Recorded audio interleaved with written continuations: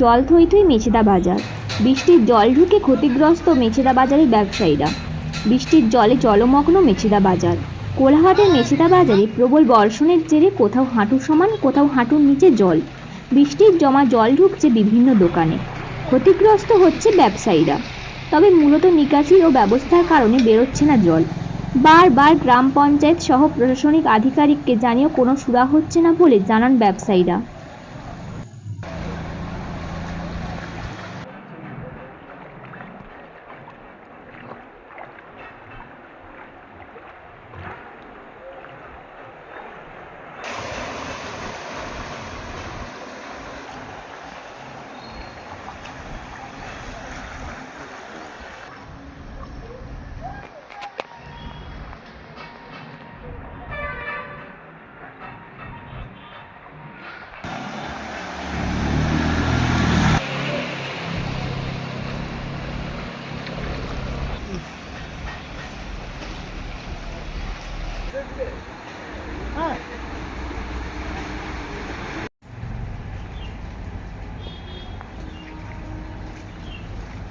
অনেক কিছু ক্ষয়ক্ষতি হয়েছে, সব জিনিস নষ্ট হয়ে গেছে।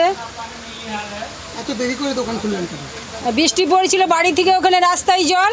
এবার রান্নাবান্না করে একা থাকি, রান্নাবান্না করে এলাম। এবার জানি হিন্দুস্তানের মাল আসবে, ফোন করছে, এসে দেখি এই অবস্থা। দোকান খুলে দেখলেন কি? দেখলাম সব মাল নষ্ট হয়ে গেছে। ভিতরে তো জল ঢুকে গেছে? হ্যাঁ হ্যাঁ হ্যাঁ হ্যাঁ, 5-10 হাজার টাকার মতো মাল নষ্ট হয়ে গেছে। কেন এই জল ঢুকছে কেন? ঢুকছে কেন? নিশ্চয়ই ড্রেন অপরিষ্কার আছে। এটা কত বছর চলছে এরকম ভাবে? এইটা ধরুন না, আমার মেয়ে 25 বছরের দোকান, 25 বছর এরকমই হচ্ছে। বিকাশ ঠিক নেই? না না না না কাউকে জানিয়েও ঠিক না না না, যে যখন মন্ত্রী মানে হচ্ছে দাঁড়াচ্ছে সে বলে হবে, তারপরে আবার তৃণমূলও যা বিজেপি তা একই কাজ করে যাচ্ছে। আচ্ছা, আমরা প্রত্যেক বছরই এরকম বলবো। কেন নিকাশি কি ঠিক নেই? ঠিক নেই। দোকান তো খুলেছেন কিন্তু দোকানের সামনে তো জল। জল বুঝবে, একটু সব মাল ওপরে সব ভিজে যাচ্ছে। এইটা দিয়ে কোনো রকম কাঠ দিয়ে রেখে দিয়েছি। হ্যাঁ, দোকানের ভিতরে জল ঢুকেছে? ঢুকেছে। এক একটা গাড়ি যাচ্ছে এরকম চলকে ঢুকে যাচ্ছে।